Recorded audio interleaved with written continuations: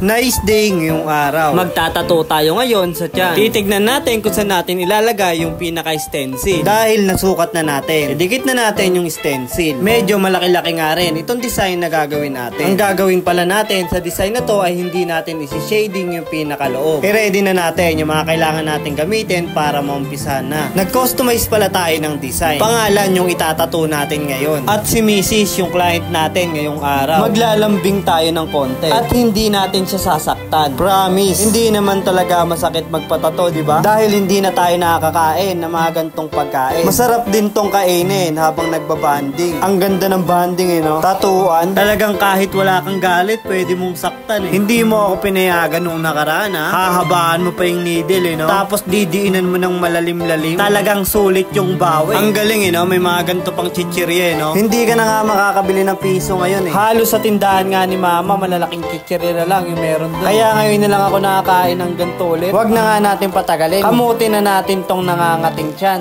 Para din pala sa mga gustong magpakamot dyan, PM lang kayo dito sa page natin, Sikap Jason. Kamutin natin yung mga nangangating katawan nyo. Matagal na nga binabalak ni Mrs. na magpatato dito sa tiyan. At ngayon matutupad na. Para lang tayong genie, bibigay lang natin yung kahilingan niya. Sabi ng mga mahihilig magpatato, maswerte daw yung may mga asawang tattoo artist. Sabi nila dahil libre daw yung tattoo. Hindi ako sure kung swerte talaga. Siguro kung ayun yung pagkakakala nyo, pwede naman din akong maniwala. Pero tingin ko parang ako yung swerte. Kasi sa gantong paraan, nakakaganti ako nang hindi niya nalalaman. Habang tuwang-tuwa ka na dinidiin yung needle, siya naman yung nagtitiis ng sakit. Siyempre, joke lang yon. Kasi pag in-upload ko na itong video, marinig niya lahat ng sinasabi ko. Ang pagkakaalam niya kasi, mahal na mahal ko siya. Pero hindi niya alam, mahal na mahal ko naman talaga siya. Hindi ko nga siya sinasaktan Halos mababaw at takot pa nga akong ibaon yung needle. Pag nilapag ko yung needle, inaangat ko nga kagad para hindi siya masaktan. Pero malakas naman tong si Macy's pag tinatatuan. Talagang pag tinatatuan ko, hindi nagrereklamo yan. At kusang nagpapatato yan at hindi ko pinipilit yan. Talagang nakasuporta talaga sa atin yan. At bukod sa sarili ko, siya talaga yung pinakauna kong natatuan. Kahit hindi pa ako ganun kahusay magtato dati. Talagang nag-alay ng balat yan para maging mahusay lang din tayo. Wala namang kasing nag-umpisa ng magaling kagad. At kahit ano pang larangan yan. Kaya kung ikaw nag-uumpisa ka at may gusto kang gawin, gawin mo lang lahat ng gusto mong gawin. Dahil alam ko kapag nagsikap ka, darating yung panahon, makukuha mo yung mga bagay na gusto mong makuha. Ay na pala, tapos na rin pala tayo. Bali lining at konting shading pa lang yung nagagawa natin. Dapat kasi ay lalagyan natin to ng shadow, ng black and gray wash. Pero sa susunod na lang natin lalagyan. Dahil medyo masakit at medyo malaki rin naman itong tinato natin. At kahit lining pa nga lang, naging okay pa rin naman yung kinalabasan. Kaya para sa tinato natin ngayong araw, nice!